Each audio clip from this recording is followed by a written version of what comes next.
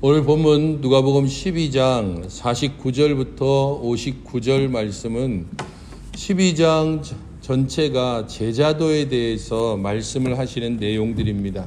그 제자도에 대한 하나의 중간 결론이라고 볼 수 있습니다. 그런 면에서 제자도에 대한 중간 결론은 시대의 특성을 제대로 분별하고 무엇보다도 예수님의 사역이 어떤 것인지에 대하여서 이야기하는 것에 초점이 맞춰져 있습니다.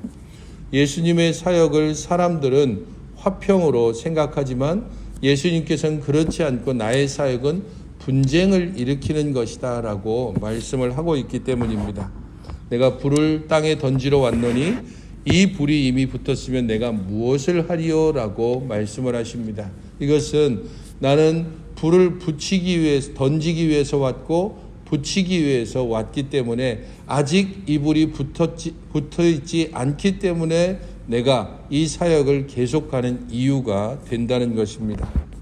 여기서 말하는 불의 의미는 일반적으로는 하나님의 심판 혹은 성령께서 오시는 것 혹은 선지자를 통해서 선포되는 하나님의 말씀을 의미합니다.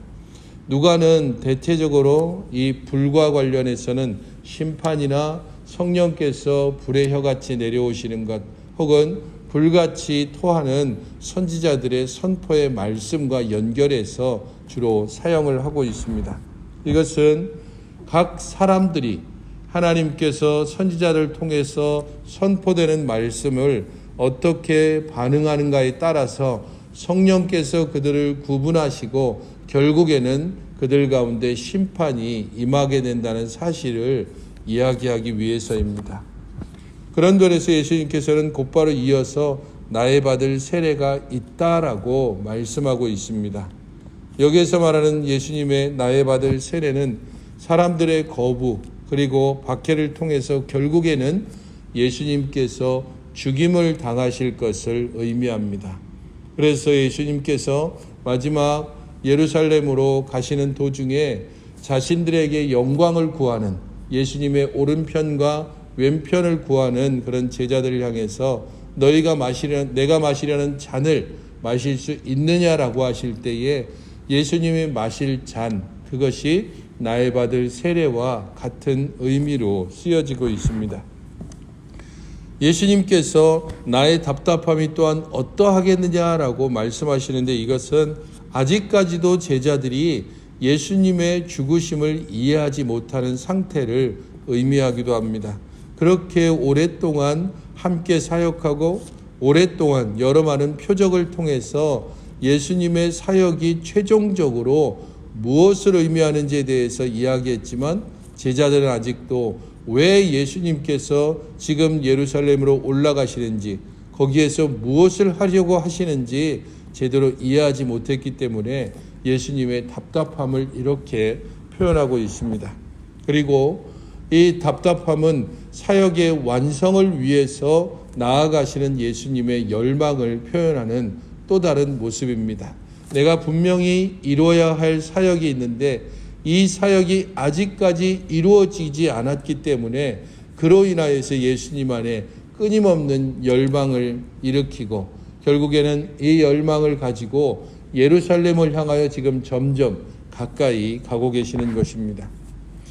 예수님을 어떻게 믿고 또한 예수님을 어떻게 고백하느냐에 따라서 하나가 되어야 될 가정이 또한 나뉘고 분쟁한다는 사실은 내가 화평을 주려고 온 줄로 생각하느냐 도리어 분쟁하게 함이다라고 말씀하시면서 아버지와 아들이 어머니와 딸이 시어머니와 며느리가 분쟁하게 될 것이다 라고 이어서 말씀하고 있습니다.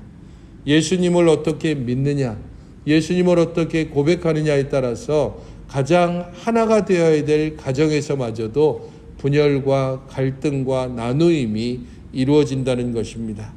하지만 이것은 일반적인 세상에서의 갈등이나 분열을 이야기하는 것이 아니라 믿음과 불신앙에 대한 갈등을 말하고 있습니다. 우리 안에서도 믿고 고백하는 자와 그것을 무시하고 무관심하는 자가 나누어집니다.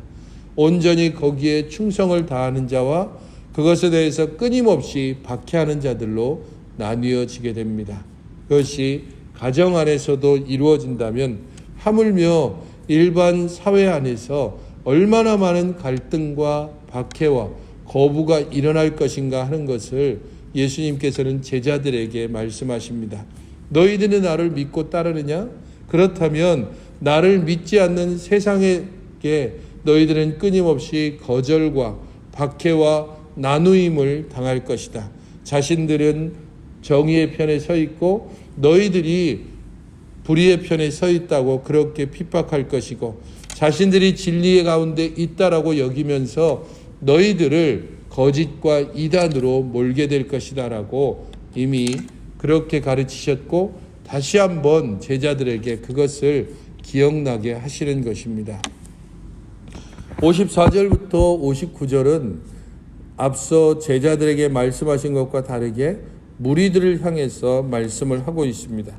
자연 현상을 보면서 날씨를 예측하는 것과 관련해서 구름이 서쪽에서 몰려오면 소나기가 오고 남풍이 불면 더위가 시작된다는 것을 너희들이 잘 알고 있지 않느냐, 그러면서 그들을 향해서 외식하는 자라고 말씀을 하고 있습니다.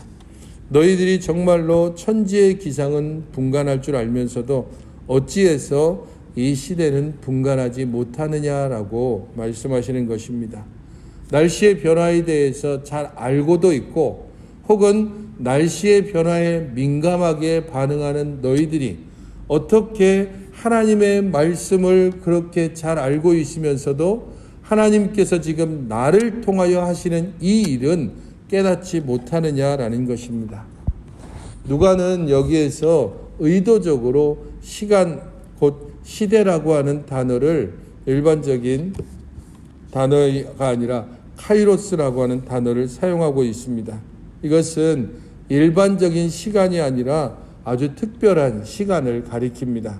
그래서 우리가 그냥 하루 이틀 이렇게 평범한 시간들이 아니라 특별한 어떤 날 혹은 기념일, 특별히 의미가 있는 어느 한 시간을 의미해 줍니다. 이것은 그리스도를 통해서 성취되어질 하나님의 구원의 완성의 시간을 가리키기도 하지만 이 구원의 완성을 보여주는 하나의 표적 혹은 하나의 가르침을 의미하기도 합니다. 예수님께서 사람들 가운데서 말씀을 가르치시고 복음을 선포하시고 또한 표적과 기사를 행하셨습니다. 그 모든 것들이 하나님의 나라를 보여주는 순간이고 그것을 바로 여기에서 시대 혹은 시간이라고 말씀하고 계시는 것입니다. 너희들이 내가 이제껏 행한 사역을 혹은 가르침을 보았고 들었고 목격했지 않느냐. 그런데도 너희들은 어떻게 하나님께서 지금 우리 가운데 행하시는 놀라운 구원의 사역과 역사를 제대로 알지 못하느냐. 하나님의 나라가 이미 선포되었고 이미 시작되었음에도 불구하고 너희들은 그것이 저 하늘에 아직도 머물러 있는 것처럼 생각하는 것, 그러면서도 하늘의 것을 모두 아는 것처럼 너희들이 진리를 소유한 것처럼 백성들에게 말씀을 가르치고 혹은 백성들을 말씀으로 얽어매는 종교 지도자들이나 혹은 자신들의 일상에 얽매여서 하나님의 나라를 제대로 알지 못하는 그러한 무리들을 향해서 외식하는 자라고 말씀하고 계시는 것입니다. 어찌하여 옳은 것을 스스로 판단하지 않느냐라고 한 번 더 꾸짖어 57절에 말씀하고 있습니다. 시대의 특성과 하나님의 사역을 깊이 생각해 보아야 한다는 것입니다. 스스로 판단한다라는 것은 아주 곰곰이 생각해 봐야 된다는 것입니다. 예수님께서 지금 행하시는 일들, 그의 가르치심, 그 모든 것을 깊이 생각하고 너희들은 선택해야 되고 판단해야 한다고 예수님께서 말씀하십니다. 그러면서 58절과 59절에 고소자와 화해하도록 비유를 통해서 말씀하고 있습니다. 고발하는 자와 법정에 가기 전에 화해해야만 옥에 갇히는 것을 너희들이 면할 수 있다. 지금 너희들이 만약에 법정에 가게 돼서 너희들의 그 진빚을 하나라도 갚기 전까지는 그 법정에서 구속되어지고 결코 나올 수 없음처럼 너희들이 지금 누구에게 빚을 지고 있는지를 생각하라는 것입니다. 하나님께서 그 마지막 날에 아들을 보내셔서 지금 여기에서 구원을 선포하고 계십니다. 지금 여기에서 복음을 선포하셨고 그것을 보여주기 위해서 표적과 기사를 행하셨습니다. 그럼에도 이 무리들은 그것을 제대로 알지 못하고 있고 그것을 제대로 인정하지 않고 있습니다. 그런 그들을 향하여서 너희들이 하나님의 이 일들을 알지 못하면 결국에는 하나님의 고소를 당하고 그 법정에서 구속당하여 한 푼이라도 완전히 갚기 전까지는 나오지 못하는 곧 영영토록 너희들은 영벌을 받게 될 것임을 경고하고 계시는 것입니다. 여기에서 말하는 한 푼이라도라고 했을 때 이것은 아주 가장 작은 단위의 돈을 말합니다. 우리 지금 일상생활에서는 아예 쓰지도 않는 1원 단위, 그거보다도 더 작은 단위인 일전 단위, 바로 그 일전을 가리키는 단어입니다. 일상에서 잘 쓰이지 않는 그야말로 가장 세심하고 그리고 가장 하찮은 것들, 그 하찮은 것까지 다 갚기 전까지는 나오지 못할 것이다. 결코 갚지 못할 빚을 의미합니다. 예수님께서 다른 복음서에서 말씀하셨던 1만 달란트 빚진 자와 같은 내용입니다. 그가 결코 하나님의 고소를 당하면 그는 결코 갚지 못할 것이고, 그렇기에 하나님께서 지금 행하시는 바로 이 일들을 알고 고백하며 그 가운데서 바르고 온전하게 살아야 함을 분명히 경고하고 계십니다.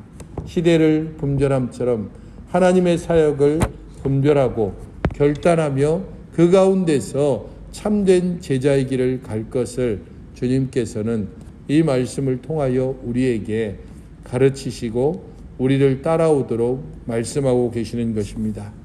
기도하실 때에 예수님을 따르는 길이 비록 거부와 박해가 있는 길이라 할지라도 기쁨으로 그 길을 따르게 해달라고 기도하시고, 또한 진리 안에서 하나님의 역사를 바르게 분별하고 하나님의 뜻에 합당한 순종의 삶을 살 수 있게 해달라고, 하나님의 역사를 바르게 분별할 수 있는 지혜를 달라고 위에서 기도하시기 바랍니다.